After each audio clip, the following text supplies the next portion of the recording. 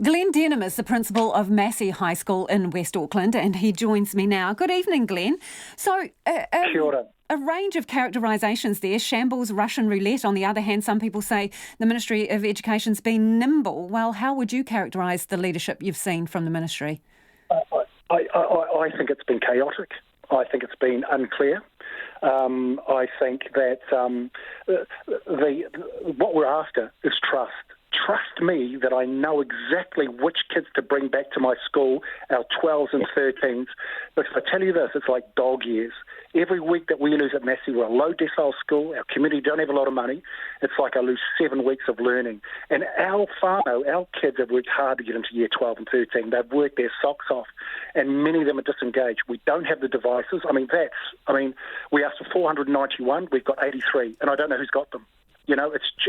That's been shambolic. And I'm absolutely okay to wait for Māngere College, other colleges that are lower decile, then we'll wait our turn. But when I hear that higher decile schools, 9 and 10, have got 100, 200 computers, then I'm livid about that, because actually, people got to wait in line. But we've got kids at home that are not learning. They're not engaging. Some kids have got jobs. Some kids won't return to school because mum's lost their job, and I understand that they've got to do some work. But we need our kids back. And if anyone says to you that actually this is the way of the future, Lord help us, please not let that be true, because nothing will replace kanohi to kanohi, eye to eye with a teacher. All our staff can't come back in, that's okay. You stay at home. And I think our teaching staff have done a brilliant job, but we need our most vulnerable kids, our 12s and 13s. They've got months left at school. They're anxious about exams. They're anxious about NCA. They want to come back in. And unless I know the ones, I've got lists on my desk at school that says which kids we can bring them in safely. We'll adhere to all the social distancing, and we'll do it in a safe way. But let us have the power to do it. Let us bring them in. Glen, do you think you've actually lost some of those kids who, as you say, are in the final months of their school education, that they won't get their NCA as a result of this? Too hard basket gone now from the system. Yeah, I think so. Without a doubt, we've lost some. We've lost some. But this is crucial. We are entering, if it goes another week or two, you can hear the anxiety in my voice and the passion in my voice, because we love our kids. But I know what their future is, and I refuse to our kids to be unemployed. Look, listen, COVID-19 has taken the lives of our people. We can't let COVID-19 take our kids' education. We can do it in a safe way, but let every school decide. We're different from other schools. Let every school decide. If they think, well, we can all do it at distance, then more power to you. Some schools are about to bring 3 cohorts with the kids back in and do it safely. Let us decide. We're the experts in the field, and we'll make sure that we keep our staff and our kids safe. But we must have the opportunity. This is almost breaking point right now. If this goes on and we can't bring our 12s and 13s back for another week or two, then I lament. Then I'll have lost every week. We're going to lose more and more and more kids. Because when they get back, we've got to hit the ground running. And our teachers are working their socks off, but they're working with those kids that can access online learning. When I've got, almost 40% of our kids have not got access to devices, we've got to reach into their homes, and we've got to get those kids back to school. And not only that, but I agree with that. We've got 3 generations of families living under one roof with 3 bedrooms. Some of those kids need to come back to school just to take the weight out of their households. But so, please Glen, don't dictate to us. Sorry to interrupt. Do you have any idea of the number of students that you think won't come back? Off the top of my head right now, because we're in week 2 of term 2, at Massey we probably lost about a dozen.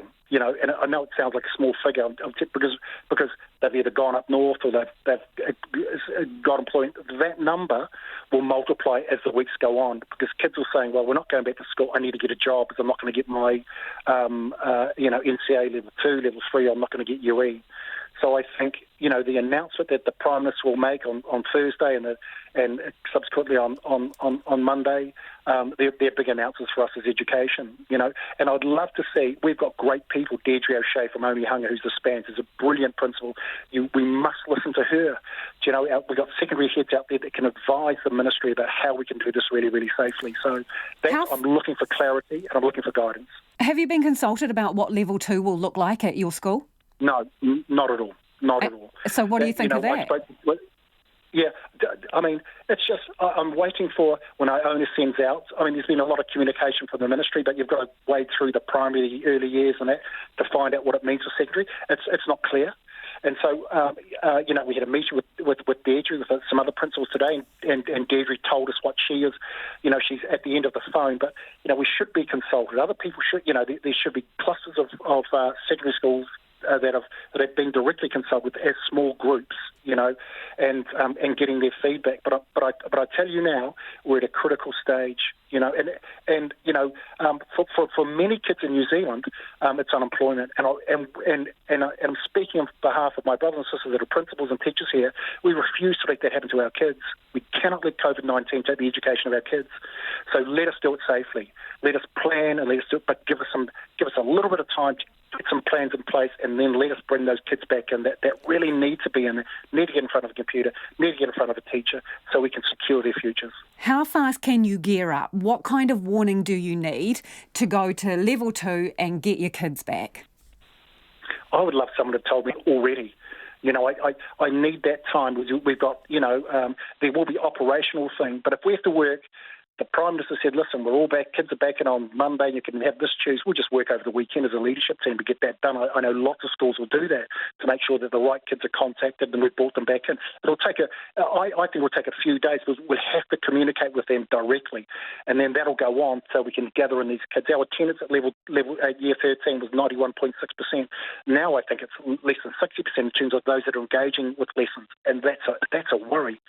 So, the sooner the better. We're just, we're looking for we can't afford level 2 to be grey. We can't afford it to. We need it to be black and white. You've got the control. You bring it in. We will monitor it. We will be sending people out to make sure that social distancing is adhered to and all of that kind of thing. But trust us that we have the best interests of our staff and our kids and our community. Because the biggest threat to New Zealand is poverty. And, we see it at our school, our Dessol schools, and we've worked too hard to bring our kids and our families out of poverty. And this is, and I refuse for our kids to be mired in that for years to come. We cannot do that. Glenn, really appreciate your time this evening. That is Glen Denham, who is the Massey High School principal.